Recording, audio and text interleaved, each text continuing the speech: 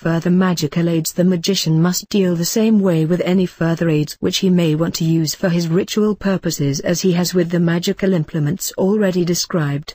There is still quite a number of them, and it would lead us too far if I were to deal with each of them in this book, as magical aids depend on the purpose and aim for which they are made. Thus, for instance, the magician needs a special pen, ink, engraving pencil for writing and engraving, needles for embroidering, embroidery wool and embroidery silk, parchment paper, colors, sacrificial blood for certain operations, the so-called holy oil, with which he anoints his implements and himself on certain parts of his body, salt, incense or other means for incensing, a whip which he uses in much the same way as his magic sword, attributing to it the same symbolism. Apart from that, he needs a chain as the symbol of the relationship of the macrocosm with the microcosm and with all its spheres. At the same time, the chain is the symbol of the magician's admittance to the great brotherhood of magicians and to the hierarchy of all beings of the macrocosm and microcosm. The chain may be worn round the neck like a piece of jewelry and indicates that the magician is a member of the association of all true and genuine magicians.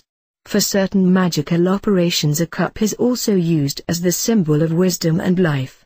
During certain magical operations, the magician gets his holy meal, his Eucharist, the Holy Communion out of this cup. A cup filled with wine is used to charge the wine with the divine power similar to the Holy Communion of Christians. The charging of the cup is to be carried out in such a way that the magician transforms himself into a deity, then blesses the wine, thus transforming it into the divine blood, wisdom, power, life. During work breaks, the magician drinks this transformed wine and so takes part in the Holy Sacrament. I have already dealt with this subject in Initiation into Hermetics in the chapter on the Eucharist. A bell may also serve as a magical aid for evocations. Such a bell should be made of electromagicum, that is a prescribed mixture of all the metals of the planets. The magician uses this when he wants to draw the attention of the invisible world to himself. This is done by rhythmic ringing. The rhythm and the number of chimes depends on the number rhythms of the sphere with which the magician wants to have communication. This oriental method is scarcely used by true magicians.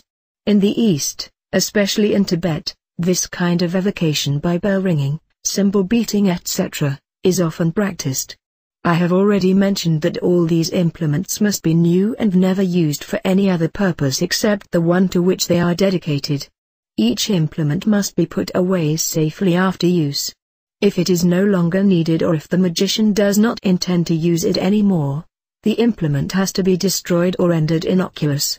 If one would use a magical implement for any other purposes, it would become desecrated and magically ineffectual. All magic implements have to be handled as if they were relics. The more carefully the magician handles his magical implements, the greater will be their magical power and effect.